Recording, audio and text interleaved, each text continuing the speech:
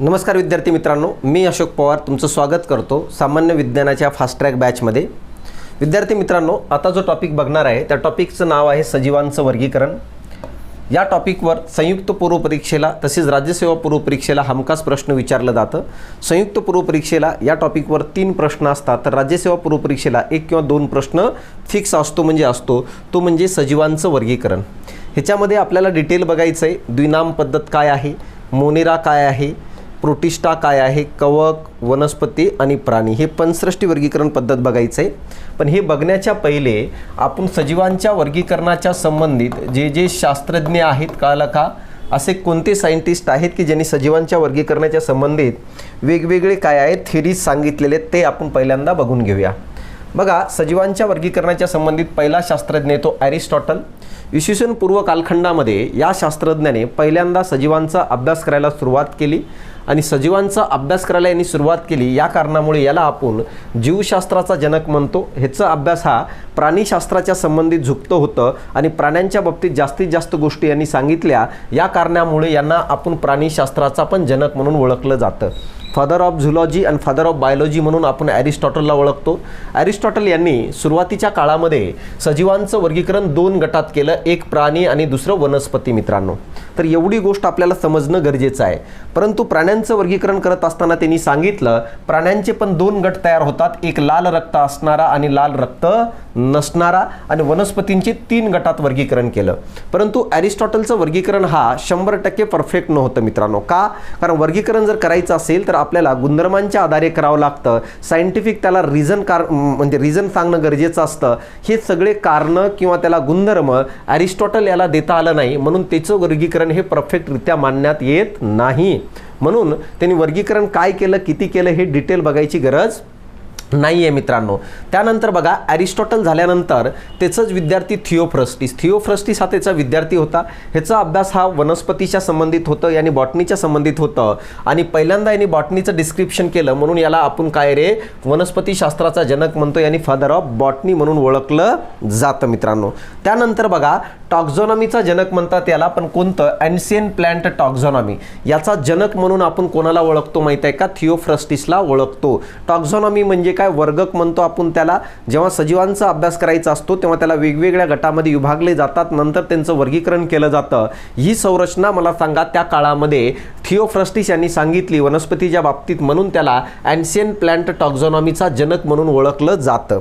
आता बघा, थिओफ्रस्टिसच्या बाबतीत जर बघितलं तर त्यांनी काही पुस्तकं लिहिलेली आहेत, त्या पुस्तकाबद्दल आयोग कधी कधी प्रश्न विचारू शकतो। पहिला पुस्तक आहे हिस्टोरिकल प्लॅन्टरम, आणि हिस्टोरिकल प्लॅन्टरम हा वनस्पती शास्त्रावरील यानी बॉटनीवरील जगातील पहिले पुस्तक म्हणून ओळखले जाते मित्रांनो।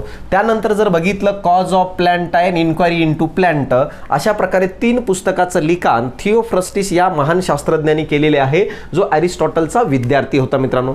हे झालं जुन्या काळामध्ये। आधुनिक कालखंडामध्ये जेव्हा 18व्या शतकाच्या सुरुवातीच्या कालखंडामध्ये म्हणजे 1730-35च्या दरम्यान मित्रांनो, कॅरोलस लिनियस नावाचा जो शास्त्रज्ञ आहे, ज्याने आधुनिक कालखंडामध्ये वर्गीकरणाचा पूर्ण पाया रचला मित्रांनो। वर्गीकरण ॲक्च्युली हे गुणधर्मांच्या आधारे करावं लागतं। हे जगाला समजून देणारा, जगाला पटवून देणारा शास्त्रज्ञ जर कोण असेल तर कॅरोलस लिनियस आहे मित्रांनो। या शास्त्रज्ञाने सजीवांचा अभ्यास वेगवेगळ्या भागामध्ये जाऊन केला, त्यांनी वेगवेगळे पुस्तकं लिहिले आणि वर्गीकरणाची पूर्ण पद्धत मित्रांनो माहिती आहे का, या शास्त्रज्ञांनी काय आहे बदलून टाकली। आता बघा, ह्याने काय कोणाचा जनक म्हणतो आपण मित्रांनो माहिती आहे का, या कॅरोलस लिनियसला प्लांट टॉक्झॉनॉमीचा जनक म्हणतात, याला आपण ॲनिमल टॉक्झॉनॉमीचा जनक म्हणतो, याला आपण काय रे, त्यानंतर जर बघितलं तर टॉक्झॉनॉमीचा जनक म्हणून पण ओळखलं जातं। बघा, प्लांट टॉक्झॉनॉमीचा जनक, ॲनिमल टॉक्झॉनॉमीचा जनक, टॉक्झॉनॉमीचा जनक। थिओफ्रस्टिसला एन्शियंट प्लांट टॉक्झॉनॉमीचा जनक म्हणतो तो, पण कॅरोलस लिनियसला आपण प्लांट टॉक्झॉनॉमीचा जनक म्हणतो आधुनिक कालखंडामध्ये। त्यानंतर बघा, या शास्त्रज्ञाला द्विनाम पद्धतीचा जनक म्हणतात। एखाद्या सजीवाला नावं कसं द्यायचं ही जी पद्धत आहे, द्विनाम बायनॉमियल नॉमेनक्लेचर, ह्याचा पण शोध जर कोणी लावला असेल तर कॅरोलस लिनियसनी लावलंय। त्यानंतर 2 सृष्टीचा जनक म्हणतो, सजीवांचं वर्गीकरण 2 गटामध्ये कसं करायचं ह्यांचं पण वर्गीकरण मला सांगा, कॅरोलस लिनियसनी सांगितलं। ह्याच्या पहिले ॲरिस्टॉटलनी पण सजीवांचं 2 गटात वर्गीकरण केलं, पण त्याला 2 सृष्टीचा जनक न म्हणता आपण कॅरोलस लिनियसला म्हणतो। कारण काय मित्रांनो माहित आहे का, कॅरोलस लिनियसनी त्या 2 सृष्टींचं वर्गीकरण गुणधर्मांच्या आधारे केलं, म्हणून आपण टू किंगडमचा जनक म्हणून कॅरोलस लिनियसला ओळखतो. त्यानंतर बघा याला वर्गीकरणाचा जनक पण म्हणतात. का? कारण सायंटिफिक पद्धतीने वर्गीकरणाची सुरुवात या शास्त्रज्ञाने केली म्हणून याला वर्गीकरणाचा जनक म्हणतो. त्यानंतर कृत्रिम गुणधर्मावर आधारित वर्गीकरणाचा जनक म्हणून ओळखलं जातं. त्यानंतर प्रजनन गुणधर्मावर आधारित वर्गीकरणाचा जनक म्हणून कोणाला ओळखलं जातं? या कॅरोलस लिनियसला. एवढ्या सगळ्या गोष्टीचा जनक आहे म्हणून प्रत्येक ठिकाणी कॅरोलस लिनियसचा संदर्भ येतो मित्रांनो. काय काय म्हटलो? टॉक्झोनॉमीचा जनक, प्लांट टॉक्झोनॉमीचा जनक, ॲनिमल टॉक्झोनॉमीचा जनक, दोन सृष्टीचा जनक, द्विनाम पद्धतीचा जनक, त्यानंतर काय बघितलं? वर्गीकरणाचा जनक म्हणतो. त्यानंतर जर बघितलं मित्रांनो माहित आहे का? कृत्रिम गुणधर्मावर आधारित वर्गीकरणाचा जनक आणि काय रे? प्रजनन गुणधर्मावर आधारित वर्गीकरणाचा जनक म्हणून कॅरोलस लिनियसला आपण ओळखत असतो मित्रांनो. आता बघा जर बघितलं कॅरोलस लिनियसने हे सगळं अभ्यास करत असताना त्यांनी काही पुस्तकं लिहिलेले आहेत. पुस्तकं एकूण 5 आहेत. त्याच्यात महत्त्वाचे सांगतो बघा. हॉर्टस अपलँडस नावाचा त्याचा पहिला पुस्तक आहे. सेकंड पुस्तक आहे फिलॉसॉफिया बॉटनिका जो महत्त्वाचा आहे. या फिलॉसॉफिया बॉटनिका पुस्तकामध्ये त्यांनी द्विनाम पद्धतीचे नियम दिले मित्रांनो. म्हणजे एखाद्या सजीवाला नाव कसं द्यायचं त्याची नियमावली तुम्हाला माहीत असेल मित्रांनो. काय नियमावली आहे? नाव देत असताना त्या सजीवांची जात आणि प्रजात या दोन शब्दाचा वापर केला जातो. Species and genes. कळालं का? सुरुवातीला प्रजाती लिहिलं जातं, त्याच्यानंतर जाती लिहिलं जातं. प्रजातीची सुरुवात कॅपिटल लेटरने, जातीची सुरुवात स्मॉल लेटरने. 13 अल्फाबेटपेक्षा जास्त असू नये, 3 अल्फाबेटपेक्षा कमी असू नये, लॅटिन भाषेत असावं, इटॅलिक लिपीत लिहावं. हे जे सगळे नियमावली आहेत हे सगळे नियमावली मला सांगा फिलॉसॉफिया बॉटनिका या कॅरोलस लिनियसच्या पुस्तकामध्ये दिलेला आहे. त्यानंतर बघा तिसरा आहे स्पेसीज प्लॅन्टरम. स्पेसीज प्लॅन्टरम हा पुस्तक 1 मे 1753 ला पब्लिश झाला आणि पहिल्यांदा या पुस्तकामध्ये वनस्पतींना शास्त्रीय नाव दिले गेले. म्हणजे याचा अर्थ द्विनाम पद्धतीची सुरुवात ही 1753 पासून झालेली आहे आपण असं म्हणू शकतो. त्यानंतर बघा जेनेरा प्लॅन्टरम नावाचा पुस्तक आहे ज्याच्यामध्ये वनस्पतीबद्दल विस्तृत माहिती दिली, त्या वनस्पतीबद्दल ज्या वनस्पतींना शास्त्रीय नावं दिलं गेलं होतं. त्यानंतर बघा सिस्टिमा नेचरिया नावाचा पुस्तक मला सांगा. ॲक्च्युली हा पुस्तक 1735 मध्ये पब्लिश झालं पण त्याची 10th एडिशन ही 1 ऑगस्ट 1758 ला झाली आणि यामध्ये त्यांनी प्राण्यांना शास्त्रीय नाव दिले. आयोग विचारू शकतो वनस्पतींना कोणत्या पुस्तकात शास्त्रीय नाव दिलेलं आहे, प्राण्यांना कोणत्या पुस्तकात शास्त्रीय नाव दिलेलं आहे, तर हे आपल्याला सांगता येणं गरजेचं आहे. तर हे आहे मित्रांनो माहित आहे का कॅरोलस लिनियसच्या संबंधित काही रिसर्चल डेटाबेस. मित्रांनो माहित आहे आयोग वारंवार या सायंटिस्टवर प्रश्न विचारत असतो तर एकदाच क्लिअर करून घ्या की कोणी काय केलेलं आहे. त्यानंतर येतं बँथम आणि हुकर. मित्रांनो हे बॉटनिकल गार्डनच्या संबंधित असणारे शास्त्रज्ञ आहेत जे बॉटनिकल गार्डनमध्ये जाऊन काय रिसर्च करायचे. जगातील सर्वात मोठं बॉटनिकल गार्डन हा इंग्लंडमध्ये आहे आणि मित्रांनो त्या बॉटनिकल गार्डनमध्ये यांनी काय केलं रे? नैसर्गिक गुणधर्मावर आधारित वनस्पतींचं वर्गीकरण केलं. हा प्रश्न आयोगाने विचारलेलं होतं. नैसर्गिक गुणधर्मावर आधारित वनस्पतींचं वर्गीकरण कोणत्या शास्त्रज्ञांनी केलं? ज्याचं उत्तर होतं बँथम आणि हुकर मित्रांनो. यांनी वनस्पतींना स्पर्मॅटोफायटा या गटामध्ये वर्गीकृत केलं. स्पर्मॅटोफायटा म्हणजे थॅलोफायटा, टेरिडोफायटा त्या गटामध्ये काय यांनी वर्गीकृत केलं मित्रांनो. तर अशा प्रकारे मला सांगा हे शास्त्रज्ञांचे नाव आहेत. आता बघा द्विनाम पद्धत काय आहे 1753 मध्ये शोधून काढली. तर मित्रांनो माहित आहे का जर बघितलं तर 1753 ला द्विनाम पद्धतीची सुरुवात झाली. लिनियसनी त्याच्यामध्ये काही नियमावली सांगितलेले. काय सांगितलं? नाव देताना जीनस आणि काय रे स्पेसीजचा विचार केलं जातं. कळालं का? हे उलट झालं. जीनस आणि स्पेसीजचा विचार केलं जातं. सुरुवातीला जातीचे नाही मित्रांनो प्रजातीचे नाव घेतले जाते आणि त्यानंतर जातीचे नाव घेतले जातात. कळालं का? यानी जीनसचं नाव सुरुवात असतो आणि त्याच्यानंतर स्पेसीज असतं. जीनसची सुरुवात कॅपिटल लेटरने आणि मित्रांनो माहित आहे का स्पेसीजची सुरुवात ही स्मॉल लेटरने होत असते. कळालं का? नाव हे लॅटिन किंवा इटॅलिक भाषेत असतात. तर मित्रांनो लॅटिन भाषेत असतात तर इटॅलिक लिपीत काय मित्रांनो माहित आहे का त्याला लिहिलं जातं. हे आपल्याला समजणं गरजेचं आहे. त्यानंतर काय सांगितलं माहित आहे का अल्फाबेट जे असतात 3 अल्फाबेटपेक्षा कमी असू नये नावात आणि 13 पेक्षा जास्त असू नये हे आपण म्हणू शकतो. जर तुम्ही नाव हाताने लिहित असेल तर त्याला अधोरेखित करावं लागतं, त्यांना अंडरलाईन करावं लागतं. ज्या शास्त्रज्ञांनी हे नाव दिले तर त्याच्या समोर मित्रांनो माहित आहे का त्या शास्त्रज्ञांचं नाव लिहावं लागतं. तर काही उदाहरण आहेत. पॅन्थरा टायग्रिस हे काय वाघाचं नाव आहे. पॅन्थरा त्या वाघाची जीनस आहे तर टायग्रिस ही त्याची स्पेसीज आहे मित्रांनो. त्यानंतर होमो सॅपियन. होमो जी आहे ही काय असणार आहे रे तर ही जीनस आहे आणि सॅपियन जी आहे मित्रांनो ते काय आहे स्पेसीज आहे. हे आपल्याला समजणं गरजेचं आहे. हे आपल्याला कळणं गरजेचं आहे. तर अशा प्रकारे मला सांगा, हे सगळं आपण वर्गीकरण बघितलं. आता बघा, पंचसृष्टी वर्गीकरणाची सुरुवात आर.एच. विटाकर नावाच्या शास्त्रज्ञांनी केलेली आहे. कधी रे? 1969ला. तर आर.एच. विटाकर यांनी सजीवांचं वर्गीकरण एकूण 5 गटामध्ये केलेले आहेत. ते 5 गट कोणकोणते रे? सृष्टी, मोनेरा, प्रोटिस्टा, कवक, वनस्पती आणि प्राणी. तर एक एक बघूया मित्रांनो. मोनेरामध्ये येणारे सजीव हे सर्वात कमी विकसित असतात. मोनेरामध्ये येणाऱ्या सजीवांची पेशी जर बघितलं, आदिकेंद्रकी असते. आदिकेंद्रकी यानी अपूर्ण पेशी मित्रांनो, ज्या पेशीचं परिपूर्ण वाढ झालेलं नसतं. आणि मोनेरामध्ये येणारे सर्व सजीव हे सूक्ष्मजीव असतात, यानी मायक्रो ऑर्गॅनिझम असतात. यानी जीवाणूंचा समावेश होतो कोणामध्ये? मोनेरामध्ये. म्हणून मोनेराच्या सृष्टीला आपण जीवाणूंची सृष्टी म्हणतो. का? कारण मोनेरामध्ये सर्व हे जीवाणू येतात, कारण की जीवाणूची पेशी अपूर्ण असते. अपूर्ण पेशीला आदिकेंद्रकी पेशी म्हणतात. आता बघा, यांच्या पेशीमध्ये केंद्रक द्रव्य, हिस्टोन, प्रथिने, गुणसूत्रे हे अजिबात नसतात मित्रांनो. का? कारण की अपूर्ण पेशीमध्ये केंद्रक नसतो, केंद्रक द्रव्य नसतं, कोणते अंगक नसतं किंवा कोणतीही संरचना आतमध्ये आढळत नाही. म्हणून यांच्या पेशीमध्ये तंतुकणिका, हरितलवके, गॉल्गी कॉय असे अवयव पण आपल्याला आढळताना दिसत नाही मित्रांनो. कोणाच्या पेशीमध्ये? मोनेरामध्ये येणाऱ्या सजीवांच्या पेशीमध्ये, ज्यांच्यामध्ये खास करून जीवाणू येतात. मोनेरामधील येणारे सजीव कोणत्या प्रकारचं पोषण करतात? तर सर्व प्रकारचे पोषण करतात मित्रांनो. मोनेरामध्ये येणारे जीवाणू काही स्वयंपोषी असतात, काही परपोषी असतात, काही परजीवी असतात, काही मृतोपजीवी असतात, म्हणजे कुजलेल्या पदार्थावर आपले अन्न मिळवणारे असतात. तर हे झालं मोनेराच्या संबंधित असणारा डेटाबेस. आता बघा, मोनेरामध्ये कोणकोणते जीवाणू येतात जर बघितलं, पहिला गट आहे आर्कीबॅक्टेरिया. आर्कीबॅक्टेरियाला प्राचीन जीवाणू म्हणून ओळखलं जातं मित्रांनो. पृथ्वीची निर्मिती झाली तेव्हा पहिल्यांदा पृथ्वीवर हे आर्कीबॅक्टेरिया तयार झालते. आणि मित्रांनो, माहित आहे का, हे आर्कीबॅक्टेरिया मिथेनची निर्मिती करतात. हे ऊर्जा तयार करण्यासाठी ऑक्सिशोषण तसेच विना ऑक्सिशोषण या दोन्ही पद्धतीचा वापर करून ऊर्जा तयार करतात. ज्या ज्या ठिकाणी आर्कीबॅक्टेरिया प्रेझेंट आहे त्या त्या ठिकाणी आपल्याला मिथेन आढळतो. दुसरी गोष्ट, हे प्रतिकूल परिस्थितीमध्ये जगतात मित्रांनो. ज्या ठिकाणी अतिशय जास्त तापमान आहे, समुद्राच्या अतिशय खोलीमध्ये, जमिनीमध्ये एकदम खोलीमध्ये, खनिजांसोबत, हे सगळे ठिकाणी आर्कीबॅक्टेरिया आढळतात.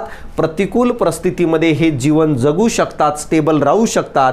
म्हणून मित्रांनो, माहीत आहे का, सर्वात पहिले आले आणि आता पण प्रेझेंट आहेत. ह्याचं उदाहरण जर बघितलं, मिथॅनोबॅसिलस आणि थिओबॅसिलस हे 2 उदाहरण आहेत आर्कीबॅक्टेरियाचे. त्यानंतर बघा, यू बॅक्टेरिया. यू बॅक्टेरियाला आपण आधुनिक जीवाणू म्हणतात, यानी मॉडर्न बॅक्टेरिया म्हणतो. हे रिसेंटली अलीकडच्या काळामध्ये पृथ्वीवर निर्माण झालेले जीवाणू आहेत. तर मित्रांनो, माहित आहे का, हे ते जीवाणू आहेत जे मानवासोबत आलेले आहेत मित्रांनो. कोरेला का, मानवाचं जेव्हा अस्तित्व आलं तेव्हापासून या जीवाणूची काय अस्तित्व आपल्याला आढळताना दिसतो. आणि या मॉडर्न बॅक्टेरियाला आपण जैव तंत्रज्ञानामध्ये वापर करून वेगवेगळं काय उपयोगाच्या साहाय्याने आपण वेगवेगळं काय रसायन तयार करतो मित्रांनो. जसं बायोटेक्नॉलॉजीमध्ये आपण वेगवेगळ्या रसायनांची निर्मिती करतो, जसं इन्सुलिनची निर्मिती करतं. तर या सगळ्यांमध्ये या यू बॅक्टेरियाचा वापर केला जातो. तसेच मित्रांनो, माहित आहे का, नायट्रोजन स्थिरीकरण करणे हे पण या जीवाणूंचं कार्य आहे. नायट्रोजन स्थिरीकरण करण्यामध्ये कोण कोण करतं? रायझोबियम आणि ॲझोटोबॅक्टर हे नायट्रोजनचं स्थिरीकरण करतं. तर हे ते जीवाणू आहेत ज्यांच्यामुळे आपल्याला वेगवेगळे आजार पण पसरतात. जसं क्लॉस्टरडियम जो आहे अन्नावर पॉइझन तयार करण्याचं काम करत असतो. तर हे आहेत यू बॅक्टेरिया. त्यानंतर जर बघितलं, सायनोबॅक्टेरिया आहे. सायनोबॅक्टेरियालाच ब्ल्यू ग्रीन अल्गी म्हणून ओळखलं जातं. आणि मित्रांनो, माहित आहे का, पृथ्वीवर पहिल्यांदा प्रकाश संश्लेषण करणारे सजीव म्हणून ओळखले जातात. म्हणजे याचा अर्थ पृथ्वीवर स्वतःचं अन्न स्वतः तयार करणारा सर्वात पहिलं जीव कोण असेल तर तो सायनोबॅक्टेरिया आहे, ज्याला ब्ल्यू ग्रीन अल्गी म्हणून ओळखलं जातं. आणि मित्रांनो, माहित आहे का, हे जे पहिल्यांदा अन्न तयार केलं हे नायट्रोजनचं पण स्थिरीकरण करतात. आणि ह्याचं उदाहरण जर बघितलं, नॉस्ट नॉस्टॉक अँड अॅनाबिना हे 2 एक्झाम्पल आहेत सायनोबॅक्टेरियाचं. तर आयोग विचारू शकतं की सायनोबॅक्टेरियाचं काम काय आहे. खत म्हणून पण ह्यांचा वापर केला जातो मित्रांनो. 2021 मध्ये जे काही पेपर झाले त्याच्यामध्ये हा प्रश्न विचारलेलं होतं, खत म्हणून कशाचा वापर करतो आपण जमिनीमध्ये. तर मला सांगा कशाचा वापर करतो रे आपण. सायनोबॅक्टेरियाचा वापर करतो, ब्ल्यू ग्रीन अल्गीचा वापर करतं, हे आपण बघितलेलं आहे. नायट्रोजनचं स्थिरीकरण करतं म्हणून त्या ठिकाणी खत म्हणून वापरतात. का? कारण जमिनीमध्ये नायट्रोजनचं प्रमाण जास्त असेल तर वनस्पतींचं वाढ आणि विकास काय रे चांगल्या प्रकारे होतो. आणि याचे 2 उदाहरण आहेत, नॉस्टॉक अँड अॅनाबिना. त्यानंतर आहे मित्रांनो ॲक्टिनोमायसिट्स. ॲक्टिनोमायसिट्स हे मातीमध्ये आढळतो, विना ऑक्सिशोषण करतं आणि हे ग्रॅम पॉझिटिव्ह जीवाणू आहे. स्ट्रेप्टोमायसिट्स आणि मायकोबॅक्टेरियम हे 2 बॅक्टेरिया मला सांगा ॲक्टिनोमायसिट्समध्ये येतात. ह्याच्यामध्ये 2-3 लक्षात ठेवा, आर्किबॅक्टेरिया, युबॅक्टेरिया आणि सायनोबॅक्टेरिया. तर अशा प्रकारे हे जीवाणूच्या संबंधित आपण डेटाबेस बघितलेलं आहे. आता बघा दुसरी सृष्टी जर कोण असेल तर दुसरी सृष्टी आहे सृष्टी प्रोटिस्टा मित्रांनो. प्रोटिस्टामध्ये जर बघितलं तर यामध्ये विकसित पेशी असणारे सजीव आहेत, पण फक्त एकच पेशी असणारे सजीव. तर बघा दृश्य केंद्रकी एक पेशीय सजीव म्हणजे याचा अर्थ दृश्य केंद्रकी म्हणजे ती पेशी ज्या पेशीचं परिपूर्ण वाढ झालेला आहे, ज्या पेशीमध्ये केंद्रक आहे, ज्या पेशीमध्ये अंगक आहे, ज्या पेशीमध्ये केंद्रक द्रव्य आहे, ज्या पेशीमध्ये DNA आहे, जनुकीय माहिती आहे, अशी परिपूर्ण पेशी आपण दृश्य केंद्रकी पेशी म्हणतो. आणि प्रोटिस्टामध्ये येणारे सजीव एकच पेशीचे असतात, परंतु ती पेशी त्यांची विकसित असते म्हणून त्याला दृश्य केंद्रकी एक पेशीय सजीव म्हणतात. मित्रांनो प्रोटिस्टाला आपण अमिबाची सृष्टी म्हणून ओळखलं जातं. या सजीवाच्या पेशीमध्ये केंद्रक असते, पेशी अंगके असतात, केंद्रक द्रव्य असतात, हिस्टोन प्रथिने असतात, गुणसूत्रे वगैरे सगळे घटक आढळतात. बघा तंतुकणिका, लवके, गोल्गी कॉय हे सगळे अंगक आढळतात. जे मोनेरामध्ये नव्हते ते सगळे या ठिकाणी आढळतात. पोषण काय करतात रे, स्वयंपोषी, परपोषी आणि मृतोपजीवी म्हणजे सर्व प्रकारचे अन्न काय आहे रे हे प्रोटिस्टा मिळवत असतात. सर्व प्रकारचं अन्न हे ग्रहण करत असतात, हे आपल्याला समजणं गरजेचं आहे. यानंतर बघा या प्रोटिस्टाचे 3 गटात वर्गीकरण केलं जातं. एक आहे वनस्पती प्रोटिस्टा, दुसरा आहे प्राणी प्रोटिस्टा आणि तिसरा आहे कवक प्रोटिस्टा. वनस्पती प्रोटिस्टामध्ये येणारे जे प्रोटिस्टा असतात ते स्वयंपोषी असतात, त्यांच्यामध्ये पेशी भित्तिका असते. उदाहरण जर बघितलं तर डायनोफ्लॅजिलेटस आहे आणि डायॲटमस. डायनोफ्लॅजिलेटस आणि डायॲटमस हे स्वतःचं अन्न स्वतः तयार करणारे एक पेशी आणि प्रोटिस्टा आहेत, त्यांच्यामध्ये पेशी भित्तिका आढळते. कवक प्रोटिस्टा जर बघितलं हे परपोषी आहे, स्वतःचं अन्न स्वतः तयार करत नाही, परंतु त्यांच्यामध्ये पेशी भित्तिका आपल्याला आढळताना काय रे असते की नसते. तर मित्रांनो माहित आहे का प्राणी प्रोटिस्टामध्ये पेशी भित्तिका नसते मित्रांनो. म्हणजे ह्याचं स्वतःचं अन्न स्वतः पण तयार करत नाही आणि त्यांच्या पेशी भित्तिका नसते, कारण की ते प्राण्यांचं गुणधर्म दाखवतात. उदाहरण कोण रे, अमिबा आणि पॅरामेशियम हे 2 एक्झाम्पल आहेत प्राणी प्रोटिस्टाचे. आणि शेवटला आहे कवक प्रोटिस्टा. कवक यानी काय फंगस सारखे गुणधर्म दाखवतात, ते मृतोपजीवी असतात, कुजलेल्या पदार्थावर अन्न मिळवतात. यांच्या पेशींना पेशी भित्तिका असते मित्रांनो. जरी ते परजीवी असतील, जरी ते मृतोपजीवी असतील तर त्यांना पेशी भित्तिका असते. उदाहरण आहे स्लाइम आणि मोल्ड हे 2 असे सजीव आहेत जे कवक प्रोटिस्टामध्ये येतात. तर आयोग विचारत असताना तुम्हाला एक्झाम्पल विचारलं जाईल कोणामध्ये कोण येतं, तर आपल्याला सांगता यायला पाहिजे मित्रांनो. हे झाले 2 गट. तिसरं जर बघितलं कवकाला, कवक या बाकीच्यांपेक्षा थोडं विकसित असतो मित्रांनो. दृश्य केंद्रक तर असतोच, परंतु कवकामध्ये एक पेशीय तसेच बहुपेशीय सजीव पण येतात मित्रांनो. कवकांचं शरीर तुम्ही मशरूम बघितलं असेल, भूछत्र बघितलं असेल, तर त्यांचं शरीर जो आहे छोट्या छोट्या तंतूपासून बनलेलं असतं, त्याला कवक तंतू म्हणतात किंवा त्याला फिलामेंटस म्हणतात. धागे निघतात मित्रांनो त्या मशरूमचे, तर त्या धाग्यांनाच फिलामेंटस म्हणतो. त्यांच्यापासून त्या पूर्ण कवकाचं शरीर बनलेलं असतं. बघा महत्त्वाचा पॉइंट आहे, कवकाची पेशी भित्तिका कायटिनची बनलेली असते. हा आयोग प्रश्न विचारू शकतो. तर पेशी भित्तिका कशाची कवकाची, तर कायटिनची आहे मित्रांनो. सेल्युलोजचा या ठिकाणी कोणताही उल्लेख नाही आहे. हे सजीव परपोषी असतात मित्रांनो. का? कारण यांच्यामध्ये लवके नावाचा घटक नसतो. मी काल सांगितलं तुम्हाला पेशीमध्ये, तर मला सांगा लवके हे पेशीचा असा अंगक आहे जो हरितद्रव्य तयार करतो आणि त्यानंतर अन्नाची निर्मिती होते. परंतु कवकाच्या पेशीमध्ये हे लवके आणि प्लास्टिड नसतात, म्हणून कवकामध्ये हरितद्रव्य तयार होत नाही आणि या कारणामुळं मित्रांनो माहीत आहे का, ते स्वतःचं अन्न स्वतः तयार करू शकत नाही. बघा हे कवक जे असतात हालचाल करीत नाही मित्रांनो, म्हणजे न प्राणी आहेत न वनस्पती आहेत मित्रांनो. जर प्राणी म्हटलो तर पेशीभित्तिका प्रेझेंट आहे त्याच्यात, वनस्पती म्हटलो तर अन्न तयार करत नाही, म्हणजे हे ते हालचाल करत नाही. उदाहरण आहे म्युकर, रायझोपस, ईस्ट, पेनिसिलियम ॲगॅरिकस आणि बुरशी हे एक्झाम्पल आहेत मित्रांनो काय माहीत आहे का, कवकाचे. तर उदाहरण वगैरे लक्षात ठेवा. आता बघा या कवकाच्या संबंधित जर बघितलं तर मित्रांनो माहीत आहे का, ह्याचे 4 गटात वर्गीकरण केले जातात, प्रकार पडतात. सर्वात पहिले फायकोमायसेट. फक्त थोडं लक्षात ठेवा, कारण डिटेल आयोग जाणार नाही, कारण आयोग इथपर्यंत आणखी आलेलं नाही आहे. तर काय आहे बघा, जर बघितलं तर तुम्हाला ह्या ठिकाणी कळेल. फायकोमायसेट म्हणजे काय, याला शैवाले कवके म्हणतात. का, कारण शैवालांसारखं गुणधर्म दाखवतो. उदाहरण बघा म्युकर, रायझोपस, अल्बुगो हे टोपण नाव लक्षात ठेवा. माइंड मॅप पुस्तक सगळ्यांनी घ्या, त्याच्यातून रिव्हिजन करा.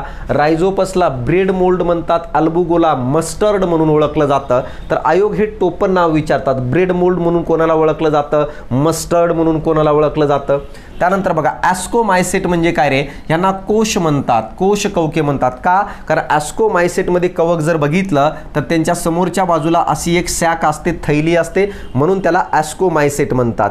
ॲस्कोमायसेटचं उदाहरण बघा ॲस्पॅरजिलस आहे, पेनिसिलियम आहे, न्यूरोस्पोरा आहे. कळलं का, तर हे आपल्याला समजणं गरजेचं आहे. त्यानंतर ईस्ट पण काय आहे येतो मित्रांनो ॲस्कोमायसेटमध्ये, कोश कवकामध्ये.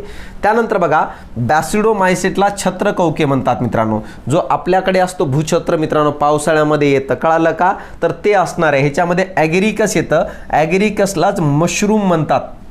आपण जो मशरूम खातो त्याचं सायंटिफिक नाव ॲगेरिकस आहे. त्यानंतर पुसिनियाला रस्ट म्हणतात, उस्टिलँगोला स्मट म्हणतात आणि गॅनोडर्माला ब्रॅकेट फंगी म्हणून ओळखलं जातं. तर हे टोपण नावं लक्षात ठेवा, कारण आयोग टोपण नावं कधी कधी काय आहे विचारत असतो. समजलं का.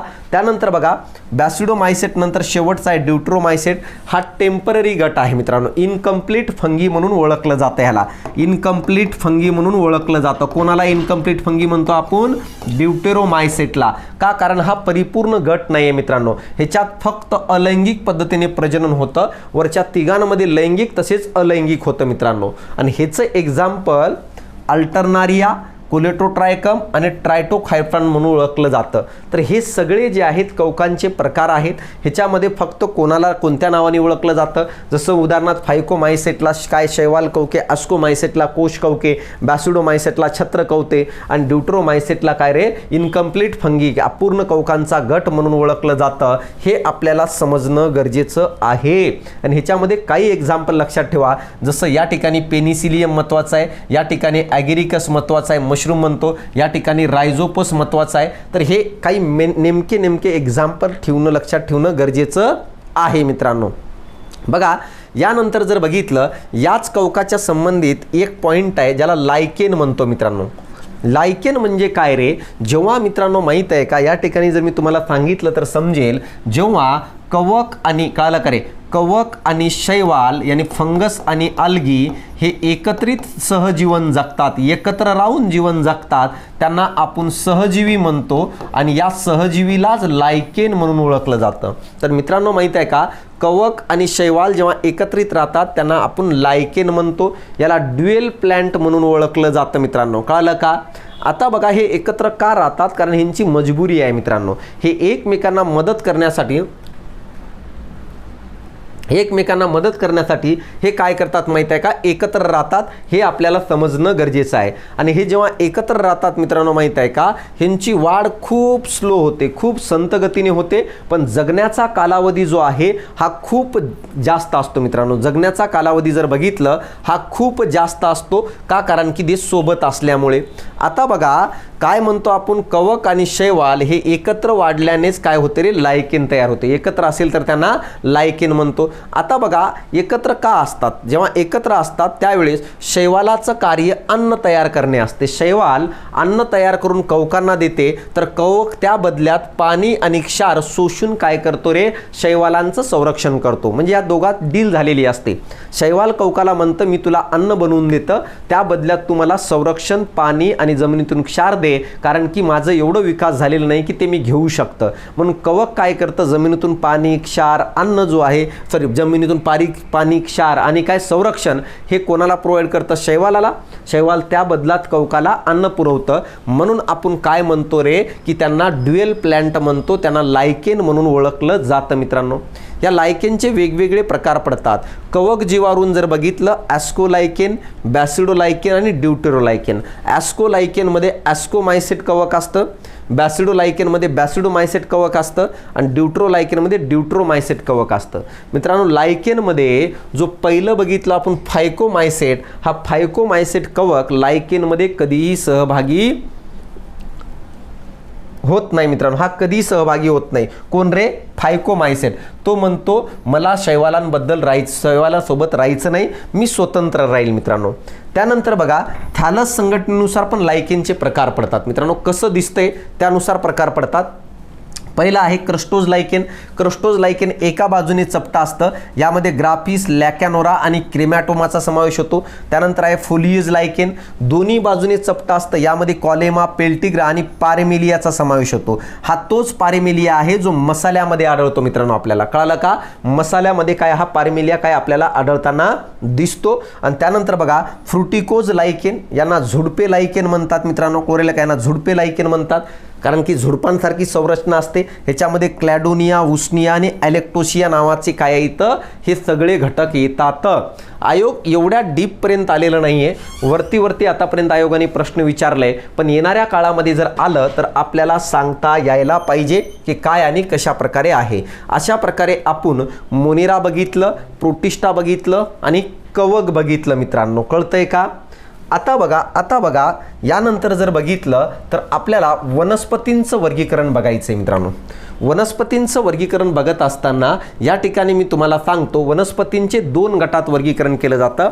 एक म्हणजे अबीजपत्री, क्रिप्टोगॅमी, आणि दुसरं जर या ठिकाणी नाव लिहिलं तर याला म्हणतो आपण बीजपत्री, जो पुढच्या स्लाइडवर बघणार आहे आपण. याने काय रे, फेनोरोगॅमी. हे आपल्याला समजणं गरजेचं आहे. दोन गटात वर्गीकरण कशाच्या आधारे केलं, की ह्यांच्यामध्ये बीज आणि सीड येतं किंवा नाही येत. ज्यांच्यामध्ये बीज येत नाही त्यांना अबीजपत्री नाव देण्यात आलं. ज्यांच्यामध्ये बीज आणि सीड येतं त्यांना बीजपत्री नाव देण्यात आलं मित्रांनो. तर पहिल्यांदा ज्यांच्यामध्ये बीज आलेलं नाही त्यांचा आपण विचार करूया. बघा, अबीजपत्रीचे गुणधर्म, यांना अपुष्प वनस्पती म्हणतात. का, कारण की ह्यांच्यामध्ये फुलांची निर्मिती होत नाही मित्रांनो. कळालं का. बिया येत नाही, बघा बिया येत नाही. ह्यांच्यामध्ये जर बघितलं, काही अबीजपत्रींमध्ये पानखोड मुळे असतात तर काहींमध्ये नसतात. हे आपल्याला समजणं गरजेचं आहे. म्हणजे सर्व अबीजपत्रीमध्ये पानखोड मुळे असलंच असं नाही आहे. काहींमध्ये आहे तर काहींमध्ये नाही आहेत. बघा, अबीजपत्रीमधील काही वनस्पतीमध्ये रसवाहिनी आणि जलवाहिनी काहींमध्ये आहे तर काहींमध्ये नाही आहे मित्रांनो. म्हणजे फायलम आणि झॅलम हे दोन्ही मला सांगा, या अबीजपत्रीमध्ये काहींमध्ये आहे तर काहींमध्ये नाही आहे मित्रांनो. आता बघा, लैंगिक प्रजनन युग्मकाद्वारे, गॅमेटद्वारे करतात, परंतु कळालं का, सेक्स ऑर्गन हायडन असतात. म्हणजे ह्यांच्यामध्ये सेक्स ऑर्गन काय रे, लपलेल्या अवस्थेत असतात. हे आपल्याला समजणं गरजेचं आहे. आता बघा, या अबीजपत्रीचे तीन गट पडतात. एक पडतो थॅलोफायटा, कळाला का रे. दुसरं जर बघितलं तर ब्रायोफायटा आणि तिसरं जर बघितलं तर टेरिडोफायटा. थॅलोफायटा हा सर्वात कमी विकसित असणाऱ्या वनस्पतींचा गट आहे मित्रांनो. जर बघितलं तर आपण म्हणू शकतो बीजपत्रीमधील सर्वात कमी विकसित असणारा थॅलोफायटा आहे. सर्वात कमी विकसित का असेल माहीत आहे का, त्याचं कारण सांगतो. कारण वाढ आणि विकासासाठी मला सांगा, अन्न आणि पाणी आणि खनिजांची गरज असते मित्रांनो. परंतु थॅलोफायटामध्ये असणाऱ्या वनस्पतींमध्ये हे सगळं प्रोव्हाइड करणारी जलवाहिनी आणि रसवाहिनी अजिबात नसते मित्रांनो. आणि जलवाहिनी आणि रसवाहिनी या थॅलोफायटामध्ये नसल्यामुळे यांना आपण असंवाहिनी वनस्पती म्हणतो. मग मला सांगा, थॅलोफायटा वनस्पतींमध्ये सर्वात निम्न गट आहे. यांच्यामध्ये जलवाहिनी आणि रसवाहिनी नसते, आणि जलवाहिनी आणि रसवाहिनी नसते म्हणून यांना असंवाहिनी अबीजपत्री वनस्पती म्हणतात. ज्यांच्यामध्ये जलवाहिनी आणि रसवाहिनी जे अन्न आणि खनिज प्रोव्हाइड करण्याचं काम करते तेच नसल्यामुळे त्यांचं वाढ आणि विकास होत नाही, म्हणून थॅलोफायटामध्ये मूळ, खोड, पाने असे कोणतेही अंगक आपल्याला आढळताना दिसत नाही. हे एवढ्या कमी विकसित असतात की हे कंटिन्युअसली जास्तीत जास्त पाण्यात आढळतात. मित्रांनो, जलीय वनस्पती असतात कोण? थॅलोफायटा. हे आपल्याला समजणं गरजेचं आहे. यांना फुलं किंवा बीजे येत नाही कारण अबीजपत्रीचा भाग आहे. मला सांगा, प्रजनन लैंगिक आणि अलैंगिक दोन्ही पद्धतीने होतं. उदाहरणार्थ मला सांगा, क्लोरेला असेल, क्लायडोमोनास असेल. क्लोरेला हा नॉन मोटाईल आहे, म्हणजे मोएबल नाही आहे, पण क्लायडोमोनास जो आहे मोटाईल म्हणून ओळखलं जातं. तर हे तुम्हाला विचारलं जातं. तर मित्रांनो, थॅलोफायटामध्ये शैवाल आणि कवक ह्यांचा समावेश होतो. आयोगाने 2021च्या पेपरला विचारलं होतं कवकाचा समावेश कुठं होतं, तर पहिल्या काळामध्ये मित्रांनो कवकाचा समावेश हे थॅलोफायटामध्ये केलं जाईल. पण नंतर कळालं की कवक स्वतःच अन्न स्वतः तयार करत नाही, म्हणून कवकासाठी सेपरेट सृष्टी तयार केली, जो थोड्या वेळाखाली आपण बघितलेलं होतं. पण जनरली आज पण असं मानलं जातं की कवक हा थॅलोफायटाचा भाग आहे. पण थॅलोफायटाच्या भागातून कवकाला काढलं तर कवकामध्ये उरतं फक्त आणि फक्त मित्रांनो शैवाल, यानी अल्गी. म्हणून या थॅलोफायटाला शैवालांचा गट म्हणून ओळखलं जातं. मित्रांनो, आता अल्गी काय आहे रे, तर शैवाल ही थॅलोफायटामधील वनस्पतींचा समूह आहे. त्याचे गुणधर्म काय आहे, तर ही वनस्पती सरळ प्रकारची असते कारण वाढ आणि विकास तर झालेला नाही आहे. ह्यांच्यामध्ये जलवाहिनी आणि रसवाहिनी अजिबात नसते मित्रांनो, म्हणून तर त्याचं वाढ आणि विकास झालेला नाही. ह्यांच्यामध्ये काय रे, पानखोड मुळे हे अवयव नसतात. का नसतात, कारण विकासच झाला नाही तर कुठून तयार होणार आहेत ते. शैवालांमध्ये काही शैवालांमध्ये विभेदन आढळत नाही. अपवाद कारामध्ये विभेदन आढळतं, परंतु ह्याच्यासोबतच आढळणारा स्पायरोगायरा जो आहे ह्यांच्यामध्ये विभेदन नसतं. बघा, काही बहुपेशी शैवाल असतात ज्यांच्यामध्ये विभेदन नसते, उदाहरणार्थ काय रे, स्पायरोगायरा. पण कारामध्ये विभेदन असते, म्हणजे तो थोडा जटिल असतो. मित्रांनो, काही एकपेशीय शैवाल असतात. क्लोरेला हा एकपेशीय शैवाल आहे, ज्याला स्पेस आल्गी म्हणतो. जे काही अंतराळामध्ये जाणारे अंतराळवीर असतात, अन्न म्हणून या क्लोरेलाचा वापर करतात. कळलं का? तर हे काही जनरल इन्फॉर्मेशन लक्षात ठेवा. त्यानंतर बघा, शैवालांची पेशी भित्तिका 2 थरांची असते मित्रांनो. एक सेल्युलोज हा आतील थर असतो, तर पेक्टिन हा बाहेरचा थर असतो. जर आयोगाने विचारलं शैवालांची पेशी भित्तिका कशापासून बनलेली आहे, उत्तर तर सेल्युलोजच येतं. पण जर दोन्ही थर दिलेला असेल तर सेल्युलोज आणि पेक्टिन दोघांनाही तुम्हाला गोल करता यायला पाहिजे. काही समुद्रामध्ये शैवाल आहेत मित्रांनो. त्याच्यातला एक समुद्री शैवाल आहे ज्याला सरगॅसम म्हणतो, ज्याची लांबी 60 मीटरपेक्षा जास्त आहे. मित्रांनो, एवढ्या लांबीचा शैवाल तो आहे. तुम्ही जर शैवालाला बघितलं तर आपल्याला वेगवेगळ्या रंगाचे शैवाल दिसतात. का? कारण या शैवालांमध्ये वेगवेगळे रंगद्रव्य प्रेझेंट असतात. अ, ब, ड, क, ई. कोरेलका, फुकोझोन्थिन, त्यानंतर फायकोबिलिन. फायकोबिलिनचे 2 प्रकार, फायकोसायनिन आणि फायकोइरिथ्रिन. तर हे शैवालामध्ये आढळणारे रंगद्रव्य आहेत आणि याच कारणामुळे शैवालांना मित्रांनो माहित आहे का, वेगवेगळं रंग प्राप्त झालेला आहे. आणि त्या रंगावरूनच मला सांगा 3 गट तयार होतात शैवालांचे. हिरवा शैवाल, त्यानंतर तपकिरी शैवाल आणि त्यानंतर लाल शैवाल. मित्रांनो, हिरवा शैवालामध्ये जर बघितलं ह्यांच्यामध्ये हरितद्रव्य अ आणि ब असतं. मित्रांनो, माहिती आहे का, हिरवा शैवाल स्टारच्या स्वरूपात अन्न साठवण्याचं काम करतो. ह्याची पेशी भित्तिका सेल्युलोजची बनलेली असते. गोड्या पाण्यात तसेच खाऱ्या पाण्यात राहतो. हा पॉईंट महत्त्वाचा नाही आहे. उदाहरण आहे स्पायरोगायरा, कारा, क्लॅडिनोमोनास, क्लोरेला. कळालं का? आणि त्यानंतर ओल्वेक्स, ज्याला ओल्वेक्स युलोथ्रिक्स. कळालं का? हे सगळे एक्झाम्पल आहेत हिरवा शैवालाचे. तर आयोग विचारू शकतं की हिरवा शैवाल आणि क्लोरोफायसीचे गुणधर्म काय? हरितद्रव्य अ आणि ब येतं. त्यानंतर अन्न स्टारच्या स्वरूपात साठवतं. पेशी भित्तिका सेल्युलोजची बनलेली असते. उदाहरण स्पायरोगायरा आणि कारा आणि क्लॅडिनोमोनास आणि क्लोरेला. हे 4 महत्त्वाचे आहेत, बाकी नाही लक्षात ठेवलं तरी चालतं. हे झालं हिरवा शैवाल. त्यानंतर बघा, तपकिरी शैवालामध्ये जर बघितलं ह्याच्यामध्ये अ आणि क असतं आणि त्या क सोबत फुकोझोन्थिन पण असतं, म्हणजे 3 आहेत, अ, क आणि फुकोझोन्थिन. ह्यांच्यामध्ये अन्न जो आहे मॅनिटॉल आणि लॅमिनारिन आणि स्टार्च या 3 स्वरूपात अन्न साठवलं जातं. त्यानंतर जर बघितलं पेशी भित्तिका सेल्युलोज आणि फ्युकॅन्स आणि अल्गिन या 3 पदार्थांच्या एकत्रीकरणापासून बनलेली असते. गोड्या पाण्यात राहतात तसेच खाऱ्या पाण्यात राहतात. उदाहरणार्थ सरगॅसम, फ्युकस, एक्टोकार्पस आणि काय रे पोरफायरा आणि लॅमिनारिया. हे 4 नाव, ते टोटल 5 नावं मला सांगा. हे कुठे येतात रे? तपकिरी शैवालामध्ये, ज्याला फिओफायसी म्हणून ओळखलं जातं. तर ह्याच्यावर आयोग कधी कधी प्रश्न विचारतं, यासाठी थोडं बारकाईने बघितलं तरी हे चालेल मित्रांनो.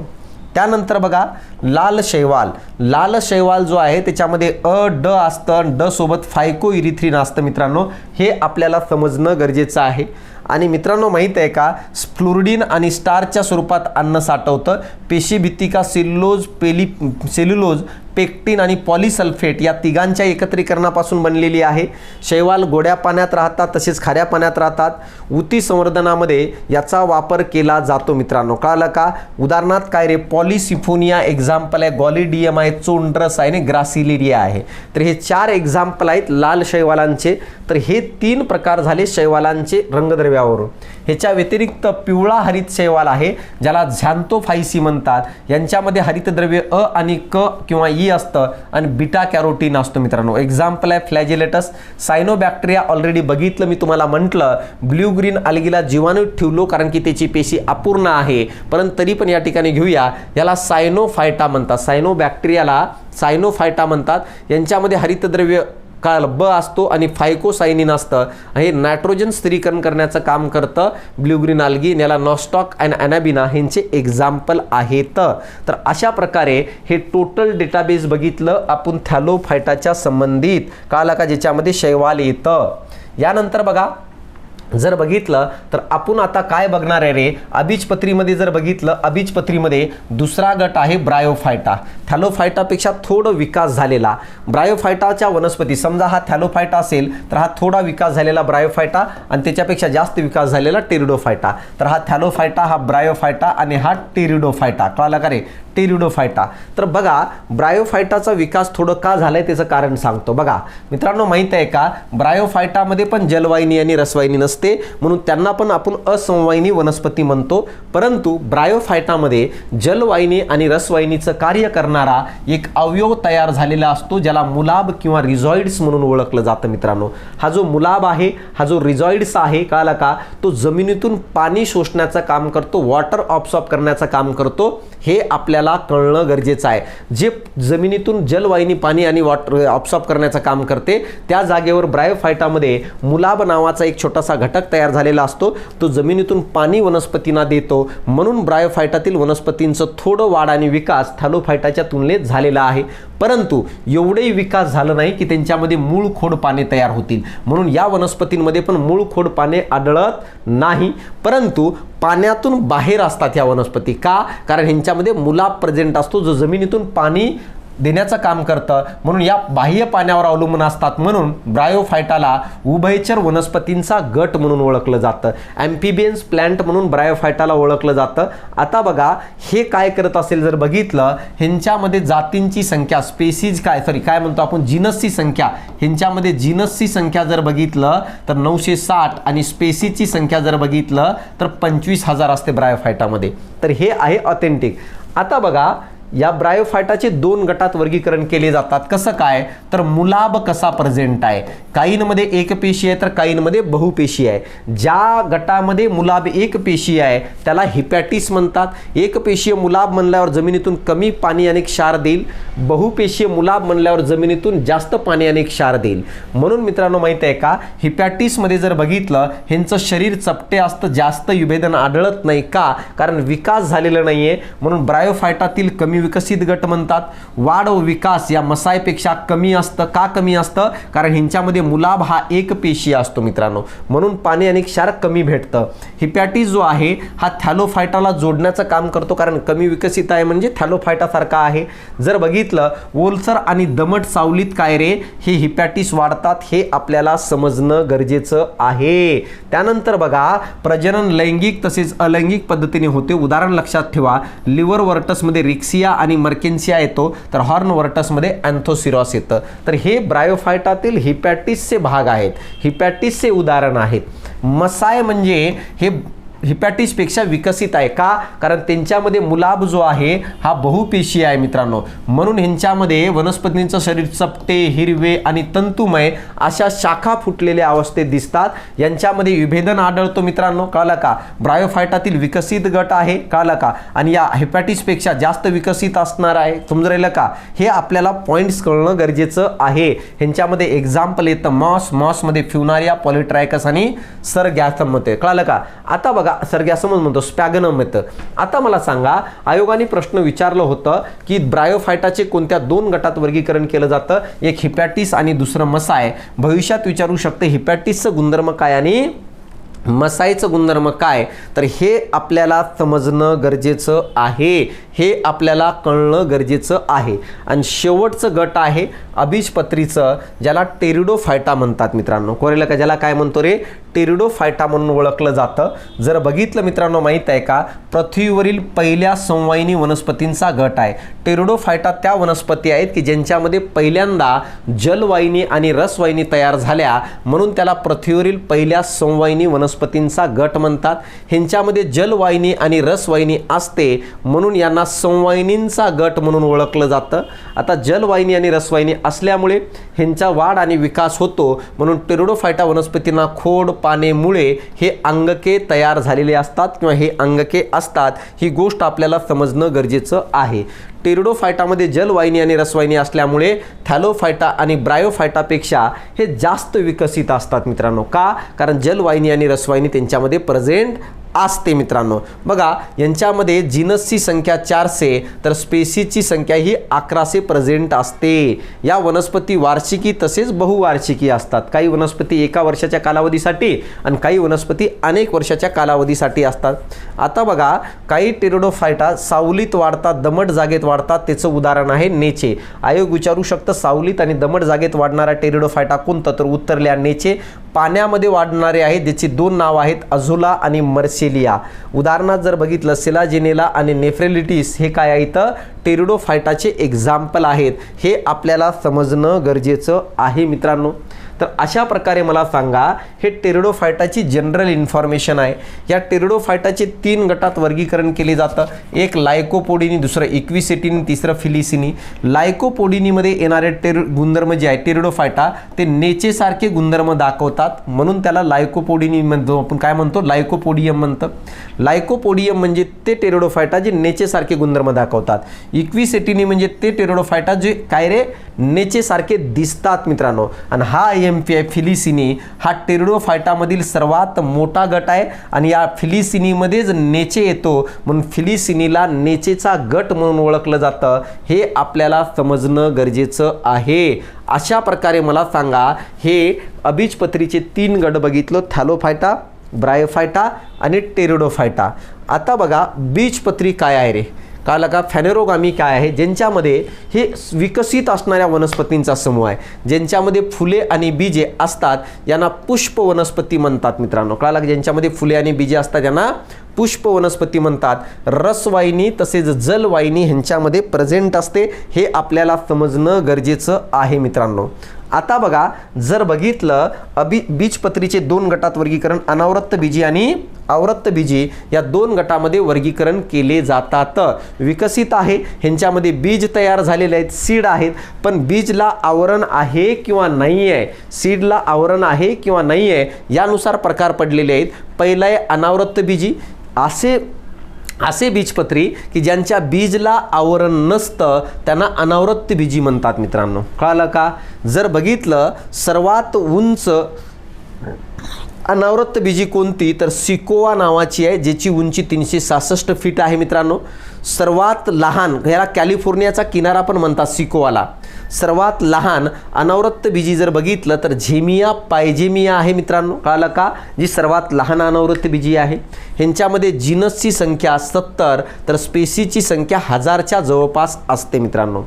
या अनावृत्त बीजीमध्ये एक वनस्पती आहे ज्याला झिंको सिलिको म्हणतात. या झिंको सिलिकोला जिवंत जीवाश्म म्हणून ओळखलं जातं. का? कारण ही जीवाश्माच्या स्वरूपात पण प्रेझेंट आढळताना आपल्याला दिसते, म्हणून याला जिवंत जीवाश्म म्हणतात. आणि मित्रांनो, माहीत आहे का, तर या ठिकाणी जर बघितलं तर अनावृत्त बीजीचे उदाहरण कोणते, तर सर्गॅसम, पाईन, इफेड्रीम हे काय इथं सर्गॅसन हे अनावृत्त बीजीचे काय रे एक्झाम्पल आहेत.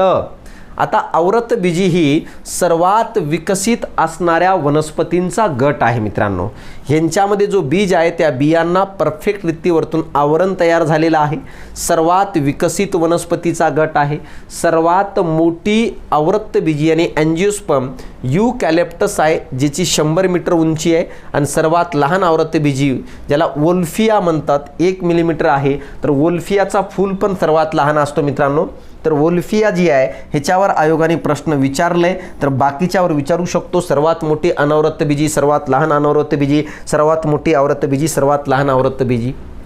आता बघा, जो सीड तयार झाले या ठिकाणी, जो सीड तयार झाले त्याचे 2 भाग होतात की नाही होत यानुसार या आवृतबीजीचे 2 प्रकार, एक बीजपत्री आणि द्विबीजपत्री. जर एखाद्या बीजचे जर 2 बीजपत्र होत असेल, 2 भागात रूपांतर होत असेल तर त्यांना जर एखाद्या सीडचे 2 भागात रूपांतर होत नसेल, 2 भागात विभाजन होत नसेल तर त्याला मित्रांनो माहित आहे का, आपण एकबीजपत्री म्हणतो आणि मोनोकॉट म्हणतो. उदाहरणार्थ मला सांगा, गहू, तांदूळ, मका, ज्वारी, बाजरी, ऊस, बांबू, कांदा, लसूण, केळी, कर्दळी हे जे नाव घेतलो ह्यांच्या बीजचे कधीच 2 भाग तयार होत नाही मित्रांनो. आणि असे जे एक बीज असतात त्यांची मुळे हे तंतुमुळे असतात, हेअर स्ट्राईक असतं, कळालं का. आणि त्यानंतर फुलांच्या पाकळ्या 3 किंवा 3च्या पटीत असतात. आणि यानंतर बघा, द्विबीजपत्री म्हणजे काय रे, ज्यांचा बीज 2 भागात विभागतो मित्रांनो. बघा इथं सूर्यफूल असेल, कळालं का, जास्वंद, लिंबू, पेरू, टोमॅटो, मिरची, कोथिंबीर, वांगी आणि तुळस हे द्विबीजपत्री आहे. जसं सोयाबीन असेल, शेंगदाणे असतील, ह्यांच्यामध्ये जर बघितलं सोटमूळ असते आणि एकच मेन मूळ असते, कळालं का, त्याला सोटमूळ म्हणतात, टॅपरूट म्हणतात. आणि फुलांच्या पाकळ्या 4 किंवा 5च्या पटीत असतात. तर हे आहे मित्रांनो माहित आहे का, द्विबीजपत्री आणि डायकॉट. अशा प्रकारे आपण या ठिकाणी वनस्पतींचं वर्गीकरण बघितलं. ह्याच्या पहिले कवक, त्याच्या पहिले प्रोटिस्टान, त्याच्या पहिले मोनेरा. पुढच्या सेशनमध्ये आपण बघूया प्राणीच्या बाबतीत कसं असणार आहे, कळालं का. म्हणजेच प्राण्यांचं वर्गीकरण कसं केलं जातं ते आपण पुढच्या लेक्चरमध्ये काय कंप्लीट करूया. तर मी या ठिकाणी थांबतो मित्रांनो.